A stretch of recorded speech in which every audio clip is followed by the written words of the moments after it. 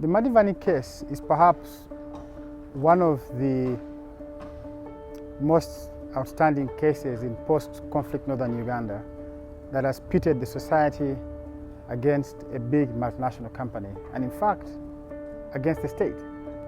An area was identified by people in Kampala as being a good area for the growth of sugarcane. The area was then identified and given to a multinational company called the Madivani Company.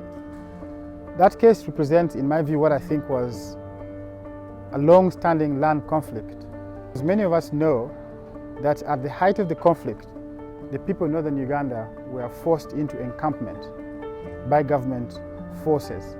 In some areas, villages were bombed and people were given ultimatums to go into camps. But fast forward, when the war ended, people were then supposed to go back to their areas, their ancestral lands. And in the middle of this process, the government decided that their land would then be given away to a sugar company run by the Madivani group. So the people now having returned are now facing not only the state and multinational, but even individuals, politicians, army officers who have run into a lot of money, who are now wanting to take this land for themselves. So the people, first of all, have been traumatized by the war, and now they have to face this threat to their livelihood, threat to their way of life. The Acholis are also very keen and interested in development, but they are not interested in development which is destructive. We are a lot of people who are satisfied a lot of times with little. So if you think that you're going to come with things which are really big and you're going to impress us, I'm sorry, it's not going to happen. We want to work hand in hand with you in order for us to develop, but develop at a reasonable pace and also not be destructive to our environment. And for us, apart from just getting our livelihood from it, we have some other spiritual activities which has got to do with our environment. And it links us, it brings us to our roots. And I don't know of a people who have no roots, who can wake up in the morning and be happy with themselves. So we are very, very close to the environment in more than one way. Land in northern Uganda was used primarily as customary land. Customary land had 7 different usages. You had farmland, where people cultivated. You had hunting grounds that were used by people just for hunting.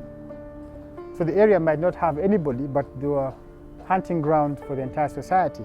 But you also had land that was purely reserved for burials. You had homesteads.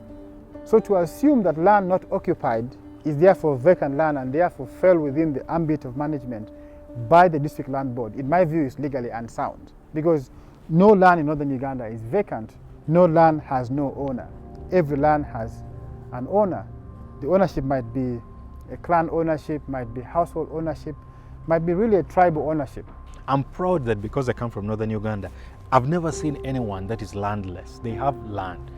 And this means that they can cultivate. This means that if they have an animal, they are able to graze the animal. And they can at least not starve. If the season is good, they have planted and they're hardworking, they can live normally. And then other things like maybe a job or maybe some extra work that they do elsewhere will just be additional to what they're doing. But the fundamental is that every single family is well taken care of by itself, and it has a means of doing that, which is the land. Now, fast forward to the court case. The case was filed in the Gulu High Court. The case took so long to be decided, and the court was miles away in Gulu town. So you had problems about access to the courthouse, access to very poor people being able to travel from their homes to come to court. The court didn't have access to the entire testimony, the entire evidence and history about the land, and therefore could not have with what I think would be a just ruling. Ginomiyo look pangom wa enene ti right to 12 and pian gamente tikator chiek mamege kekene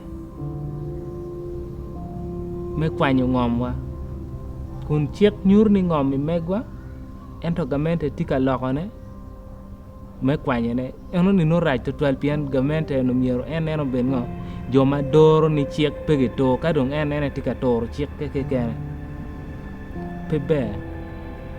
You've had cases where cultural leaders have been taken for private meetings at Madivani offices in Jinja.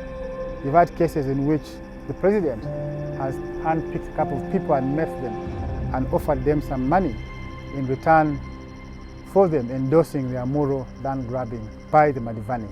So I think it's going to be difficult that if the people would have to unite, they will have to strip themselves of all these influences of bribery, of the president really using the powers of the state to cajole the people to accept these negotiations.